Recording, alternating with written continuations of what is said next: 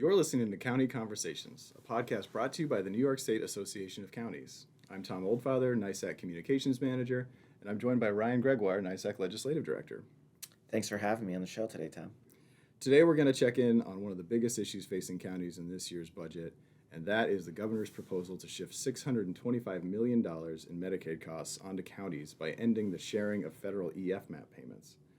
As you may know, the governor's budget sent shockwaves through local governments when it was released, and we learned that it planned to halt this long-standing practice of sharing federal Medicaid assistance known as eFMAP with counties. Now, we did a deep dive on this, on the issue of eFMAP in our last podcast, so if you haven't listened to that, go back and give it a listen to learn all there is to know about eFMAP and the history of Medicaid in New York State. It's a great episode.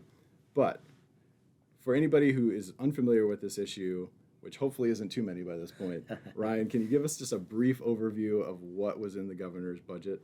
Yeah, sure, Tom. So, as you noted, the governor's proposed budget includes a $625 million Medicaid cost shift, which impacts both the city of New York and the counties outside of the city of New York. And the budget does this by ending the long-standing practice of sharing eFMAP savings, again, with New York and New York City, that are provided by the Affordable Care Act.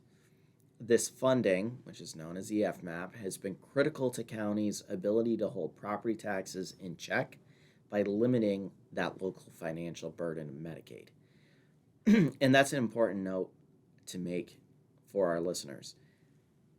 The state enacted a policy in 2015 to cap the local share of Medicaid costs because they understood the Medicaid program was growing at an unsustainable rate and we could not keep property taxes below, at that point in time, a new 2% property tax cap. So what did they do?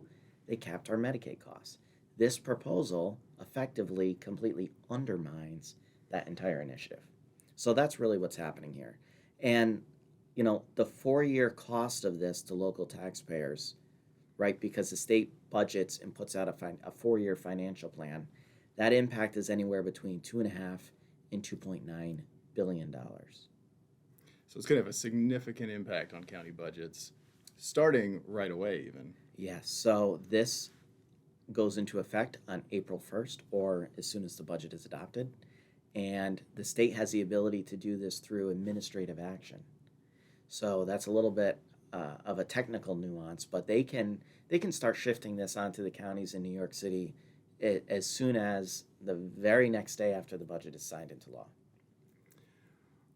Right. So can you talk a little bit about what NYSAC has been doing since we learned of this proposal? It came out with the governor's budget almost a month ago. Our last podcast, we were just digesting what was in the proposal, but what's happened since then? Where are we at in the legislative process right now? Yeah, so the governor released her budget on February 1st. We did not know that this was coming, so this caught us all a little bit off guard. But we also understood that, you know, when you have a Medicaid program that's growing at 6 to 8% on average, there's going to come a point in time where the state doesn't have the revenue to match the demand of expense, right? Unfortunately, in this case, they've turned to the counties and the city to make themselves whole for this cost shift. And they're placing the burden really on property taxpayers and counties for the services that we deliver. So what have we been doing? That was your question. We've been engaging with the governor's office right out of the gate. We've had meetings with the budget director. We've had meetings with the governor's team to try and develop some kind of solution that we can all come to an agreement on to fix this cost shift so it's not impacting New Yorkers, right? I mean, the governor talks about wanting to make our state more affordable. She talks about wanting to make our state, more equitable for people. And if we're going to be forced to raise property taxes or cut services or some combination of the two, then we're not making the state more equitable, and we're certainly not making it more affordable. And the first opportunity to do that, the first chance that there is to change what's in the governor's budget proposal is something called the 20-day and then later the 30-day budget amendments. Yeah, so the governor has, in New York State, she has the ability to do either a 21-day or a 30-day budget amendment. She has the ability to completely change whatever she has laid out in her executive budget proposal. This year, like many years, there wasn't a 21-day amendment. There was a 30-day amendment, which included a series of technical changes. Of course, we were hoping to see this reversed, but I'm not surprised to see that. Really the 31-day amendments were simple technical adjustments, errors that had been made. So the governor's office didn't address this in the 30-day amendments. So now the action moves to the legislature. That's right. So can you walk us through a little bit of what's going to happen next, what are the next milestones along the path towards a final budget, and what we're asking of our partners in the legislature as it relates to this proposal? Yeah, that's a great question, Tom. So in mid-March, both houses will release what's called their one-house budget proposal or resolution. And that will essentially outline the priorities of each chamber, the Assembly and the Senate, and what they want to see happen at the end of the day in the enacted budget, which is, everyone knows, it's an outdated term now, but there was this term called 3 men in a room, which is when the leaders of the Assembly, the Senate, and the governor get together to hammer out an enacted budget agreement. So, and that takes place at the end of March. So really between now and the end of March is critical for our members and for the state legislature. As you noted, it's pivoted from the governor to the state legislature to really engage on this issue and get this fixed. So we're asking the state legislature to reject this proposal in their one-house budgets, which, by the way, Tom, I want to make sure everyone understands this. Governor Cuomo proposed almost an identical cost shift back in 2019. And for our listeners, you'll remember that the counties in NYSAC, we were successful in rejecting that in the enacted budget. And, I have to give thanks to our legislative partners in doing that. They were the ones who pushed back. So we're doing the same thing again this year. We're telling the senators, we're telling the assembly members, reject this cost shift. It does nothing to help the Medicaid program. It does nothing to help your local constituents, whether they're receiving a county service or whether they're paying a county property tax or both. It hurts them. So flat out reject the proposal. And that's what we're hoping to achieve in the one-house budgets and in the enacted budget. And I'm glad you brought up the last campaign that addressed this issue, which was called Keep the Cap. Sure, yes. And that was the campaign that we launched with our members to educate the legislature about the impact that this was going to have on counties and to try to get it removed from the budget.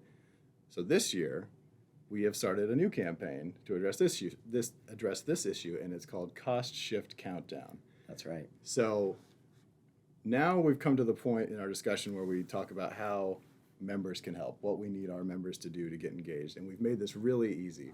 We've launched a new website called costshiftcountdown.com, and it's going to help spread the word about this issue and provide our members with resources to help advocate on behalf of local taxpayers. So at the website, you can see exactly how long it is until this is going to happen. It's That's right. We got the clock. We call it the countdown, and we got the clock. So you can see down to the second until midnight of March 31st. That's right. April 1st, when this will take effect. But more importantly, you can find talking points about this proposal to help you when you talk to state legislators or the governor. We've got a sample resolution in case your county hasn't passed a resolution in opposition to this yet. We've got a sign-on letter where you can add your name to our letter calling on the governor to reject any budget that includes this proposal. We've got sample letters to the editor and op-eds that you can copy from the website and add some detail about your county and then submit it to your local papers. We've also got social media posts, sample tweets, and social media graphics that you can use to help spread the word about this issue online. So we've got this toolkit, but why should our members use this? Ryan, can you talk a little bit about why it's important for the state legislators and the governor's office still to hear from our members about this issue? That's a great question, Tom. I don't think everyone fully appreciates the volume of material and advocacy that comes to the front door of a state lawmaker, or the governor for that matter. They are constantly bombarded by social media, by phone calls, by emails. It's really critically important, though, for our members who are in a little bit of a unique situation. They have a little bit of an upper hand, right? Because chances are you probably know your local assembly member or senator very well. And why is that? Because you're a local government leader in their community. So your voice has a little extra emphasis compared to some others that might be out there, especially special interest groups in other parts of the state. So it's critical for you to be engaging with your local state legislators. They need to hear the noise from county officials. They need to be calling me saying, Ryan, tell your members to stand down. That's what I want to be hearing from state lawmakers. I want there to be so much noise out there that they are forced to fix this in the final budget. I mean, we're talking about $625 million on a recurring basis. That is unsustainable for any county, regardless of size, to consume that large of a cost shift. That's why it's so important. You've got to visit costshiftcountdown.com. Use the toolkit that Tom just mentioned. And if you run into a situation where you don't have an answer, come back to NYSAC and tell us, and we can help triage and develop that for you. Squeaky wheel gets the grease, as they say. That's right. And as Yes. these legislators are trying, they're hearing from everybody, and they're trying to calibrate, what is the most important thing for me to deal with? They've got to have your voice in their ear Constantly. Yeah. It's got to be in the front of their mind all the time. And a critical component of this, and I know for some of our members, this might not be an area that they're really comfortable in or don't have a lot of experience in, but online advocacy in the form of social media, Twitter. Yeah. It's not just a space for young people. No, It not is- anymore. Yeah. Not anymore. It's a critical avenue for advocacy, and it's one of the most effective ways to get your name and your message in front of a state legislator. When they see, their county board chair or their county executive or a county legislator from their district is tweeting at them about this issue, they'll see it. Absolutely, Tom. And I want to underscore that. Social media has changed. The emphasis that state lawmakers place on reading Twitter or reading Facebook when they're sitting in the chambers waiting for votes, when they're sitting in their offices in between meetings, it's really important for you to be engaging with them on social media. So it's not that hard. If you don't have a Twitter account, all you do is you go to twitter.com, you click create new account, enter an email address, you pick a name, follow us, follow at NYS Counties, follow your local assemblyman, your local senator, follow the governor, and start posting those sample tweets that we provided on the website. Just copy and paste them from the website into your Twitter account and send them out, and that'll get you started. You can also find us, go to our profile, and retweet the things that we're sharing. All this stuff will help increase the volume of this issue.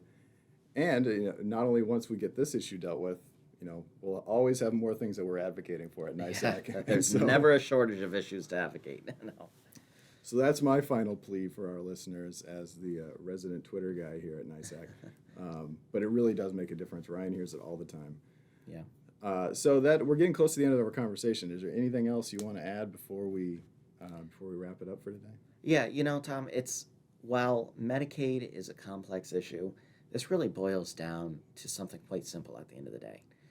We're talking about $625 million, and we have a chart on the costshiftcountdown.com website which shows you your county-by-county impact of that cost shift. So for Albany County, it's $8.1 million. That's the financial hit, but it's more than that.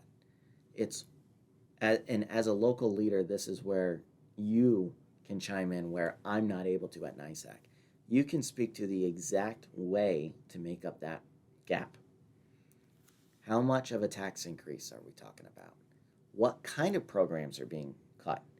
Are you going to have to lay off staff? What departments are discretionary that you fund at the county level? You should be having those hard conversations with your state legislators, because when they start hearing about how many county employees might have to be laid off, or how much of a property tax increase that looks like, or what discretionary programs like parks and recreation, senior meals, that are going to have to be shut down and closed, that impacts everyone. It impacts the quality of life of their constituents, which are our constituents. That's what it boils down to. Right. That's really what we're talking about here. And counties, almost across the board, have done an incredible job of holding property taxes low over the Very last much so. 10 years or so. Yeah. I mean, and ever since the cap was enacted. And those state legislators have gotten pretty used to not having to hear from their constituents about huge property tax increases like they did in the bad old days. And why is that the case? Because they put in the Medicaid cap in 2015. This completely undermines that effort. That's why we need to reject it. Exactly. All right, well, that brings us to the end of today's podcast. Thanks, Ryan, for joining us. Again, for our listeners and anybody watching this video, visit costshiftcountdown.com and be sure to stay tuned for more updates and information on this issue and other issues as we make it through the rest of this budget season and legislative session. Thanks for again having me, Tom.